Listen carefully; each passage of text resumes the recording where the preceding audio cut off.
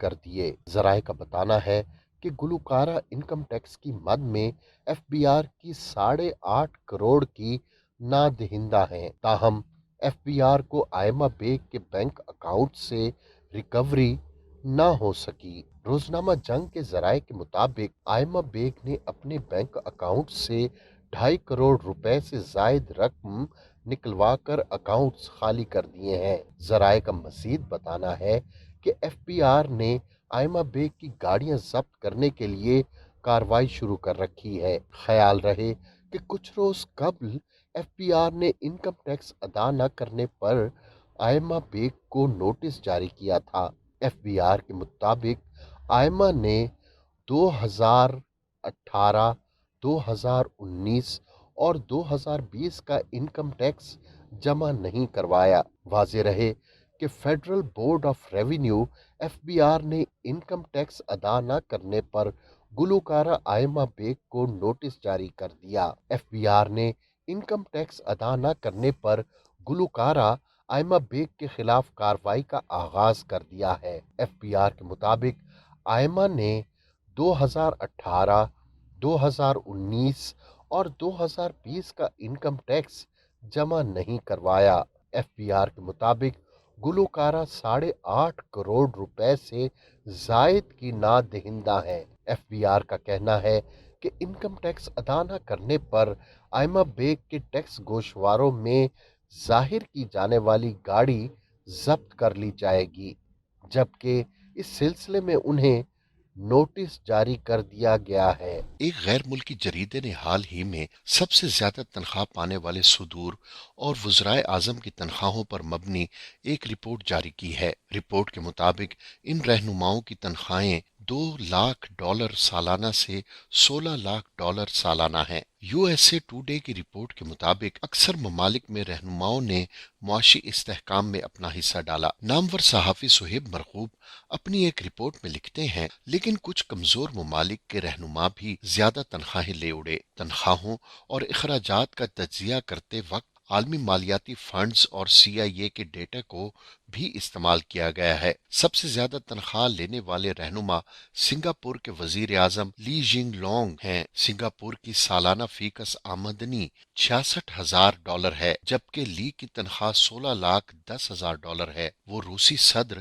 Vladimir Putin سے بھی 12 گنا زیادہ اخراجات کر رہے ہیں۔ اس چھوٹے سے ملک کا دوسری بڑی سپر پاور سے 12 گنا زیادہ مراعات لینا کہاں کا انصاف ہے؟ ہاں، یہ ہو سکتا ہے کہ وہ اپنی مراعات روزمرہ کے اخراجات کے مطابق لے رہے ہوں، کیونکہ سنگاپور ایک مہنگا ملک ہے اور انہیں حکومت کرتے ہوئے 14.5 برس بیت چکے ہیں۔ جریدے کے مطابق وہ فی کس جی ڈی پی سے 20 گنا زیادہ تنخواہیں اور مراعات حاصل کر رہی ہیں۔ اس کا کیا جواز ہے؟ بقول ٹرانسپیرنسی انٹرنیشنل کے اقتدار کے آنے کے بعد سے ملک میں معاشی انحطاط بھی دیکھنے میں آیا۔ بقول ٹرانسپیرنسی انٹرنیشنل، ان کے اقتدار کے آنے کے بعد سے ملک میں معاشی انحطاط بھی دیکھنے میں آیا اور مالی بدعنوانی میں بھی اضافہ ہوا۔ دوسرے نمبر پر سب سے مہنگے حکمران ہانگ کانگ کے چیف ایگزیکٹو کیری لام ہیں۔ ان کا شمار دنیا کے ٹاپ کے بیوروکریٹس میں ہوتا ہے۔ ہانگ کانگ نے حال ہی میں تمام سرکاری اداروں کے سربراہوں کی تنخواہوں میں 12.4% اضافہ کیا۔ وہ بھی اس اضافے سے مستفید ہوئے۔ سالانہ تنخواہ اور مراعات $5.68 لاکھ ہے اور یہ بھی فی کس آمدنی جی ڈی پی سے 57 گنا زیادہ ہے۔ ان کے اقتدار کو 2.25 سال ہو چکے ہیں۔ سوئس کنفیڈریشن کے صدر اولی موور کی سالانہ تنخواہ اور مراعات $4.83 لاکھ ہے، جبکہ سوئٹزرلینڈ کی فی کس جی ڈی پی $56,000 سے کچھ زیادہ ہے۔ وہ بھی دیگر صنعتی ممالک کے مقابلے میں کہیں زیادہ تنخواہ اور مراعات لے رہے ہیں، جبکہ 36 سے زیادہ ترقی یافتہ ممالک کی فہرست میں ان کا نمبر بہت اوپر ہے۔ انہیں یہ تنخواہ انجوائے کرتے ہوئے ابھی 3 مہینے گزرے ہیں۔ چوتھے نمبر پر سب سے زیادہ تنخواہ پانے والے کوئی اور نہیں، بہت ہی مشہور شخص ڈونلڈ ٹرمپ ہیں۔ ان کی سالانہ تنخواہ پورے $4 لاکھ ہے، جبکہ امریکہ کی سالانہ فی کس آمدنی $55,000 کے لگ بھگ ہے۔ امریکی عوام کی یہ خوش قسمتی ہے کہ انہیں ڈونلڈ ٹرمپ جیسا سخی حکمران ملا، کیونکہ انہوں نے اقتدار سنبھالنے کے بعد اپنی تمام تنخواہ خیراتی اداروں کو دینے کا فیصلہ کیا تھا،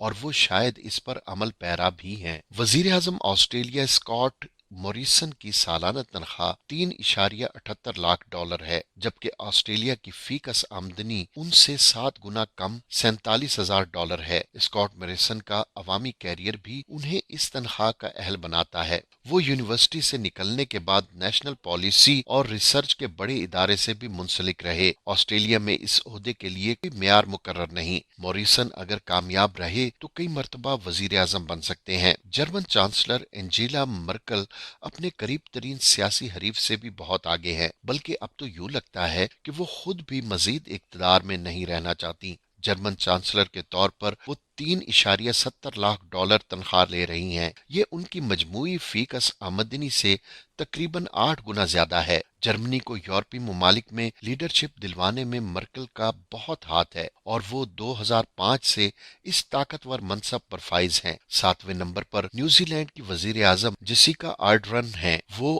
اپنے عوام سے مجموعی طور پر 20 گنا زیادہ تنخواہ لے رہی ہیں۔ نیوزی لینڈ کی فی کس آمدنی 35,000 ڈالر سے فی کس زیادہ ہے، جبکہ وزیر اعظم جیسیکا کی تنخواہ 3.40 لاکھ ڈالر ہے۔ زیادہ تنخواہ پانے والوں میں ایک اسلامی ملک کے سربراہ محمد اول بلال بھی شامل ہیں۔ ان کی تنخواہ 3.15 لاکھ سالانہ سے زیادہ ہے۔ سی پیک کو موریتانیہ میں لا کر انہوں نے معیشت کو مضبوط بنیادوں پر استوار کیا ہے۔ موریتانیہ کی فی کس سالانہ آمدنی 3700 ڈالر ہے، تاہم انہوں نے اسی برس اقتدار سنبھالا ہے۔ آسٹریلیا کے چانسلر کی سالانہ تنخواہ 3.29 لاکھ ڈالر سے کچھ کم ہے، جبکہ ملک کی فی کس آمدنی 45,000 ڈالر سے کچھ زیادہ ہے۔ چانسلر سیباسٹیان ارز کو دنیا کے کم عمر ترین حکمرانوں میں شمار کیا جاتا ہے۔ عالمی منظر نامے میں وہ شاید کم عمر ترین سربراہ ہیں۔ 22 برس کی عمر میں حکمران پارٹی کے چیئرمین بنے۔ دنیا کی طاقتور ترین معیشتوں میں لکسمبرگ بھی شامل ہے۔ وزیر اعظم لکسمبرگ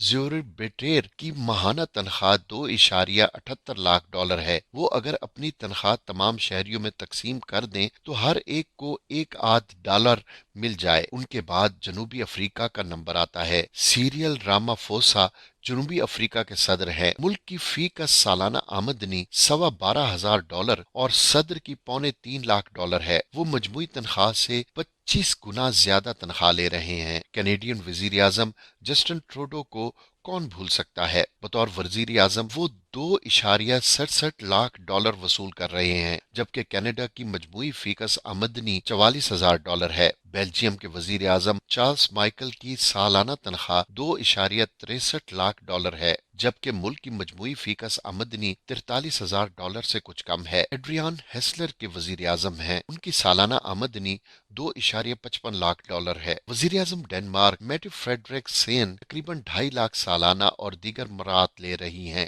جبکہ ڈنمارک کی فی کس آمدنی 46,000 ڈالر کے قریب ہے۔ تاہم ڈنمارک کی ملکہ کی تنخواہ اور مراعات 1.35 کروڑ کے قریب ہے۔